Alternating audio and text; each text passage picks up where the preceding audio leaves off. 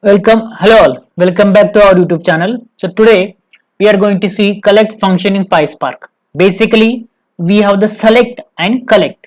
So select, it will return the column, and collect will return the row in the list format, right? So that is the main difference. Like whenever you ask, we have the two functions. Select, where we can select the column. In collect, it will basically return the row in the list format, right? So let's see the practically how collect function work, right? Firstly, what I can do, I can load all the functions from pyspark.sql, right, dot functions, and import. I can import all the functions. Then from pyspark.sql.types, import all, right, and all. Now I just going to create a data. So whenever you want to create a data, just add the square bracket, and for the row it will add the round bracket, right? First is the id, 101 is the id, then name is aa. First candidate have the name is aa, and then we have the salary, that is 1000, right? Now I can going to create a one more row.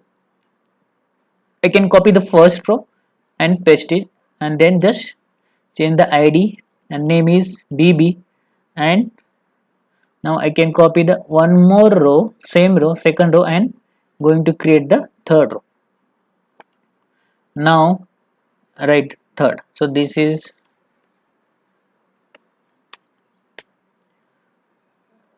now we are going to create a schema, right? So for the schema, equal to round bracket double quote id, comma, name, you can make as a capital, then I can make as a sal. Now we are going to create the data frame, right? df is equal to spark dot create data frame.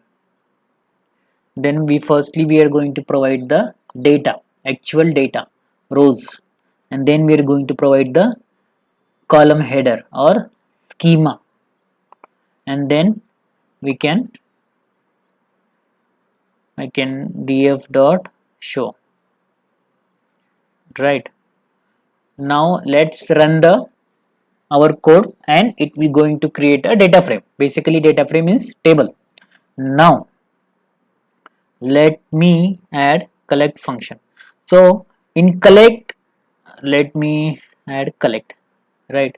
So whenever you want to see the collect, what you can do, you can create the print schema. You can use the print and df dot, let me add df dot collect, and I can remove this one. If you see, it will return the, if you see, it will return the, at the starting and ending we have this curly bracket, so it will return the list, right? And if you want to access the row, so what you can do, print and df dot collect. So maybe what we can do, we can copy and we can store into the one variable, that collect function. And then as in list, whenever you want to access any particular row, now suppose I want to access this first row, what you can do, this is index is 0, by using index we can access, this index is 1, right, and this index is 2. So now let me store this collect into the one variable, that is df1. And here if I, now if I df1 dot, or I can use the index, right? I can, so first we are going to see the first row, so it will return the this row, basically 101.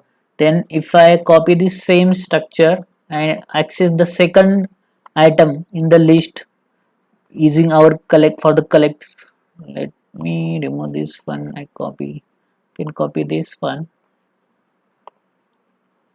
So and here if I make 1, right, and if I run once again, if you see, now it will show. So basically now you got the idea. Collect will return our data in list format, and if you want to access the collect, we need to use the print function. Using the index, we can access the each item in the list, and that list we are created using the collect function. So that's all about today's video. If you have any question, please write down in comment and please subscribe the channel. Thank you.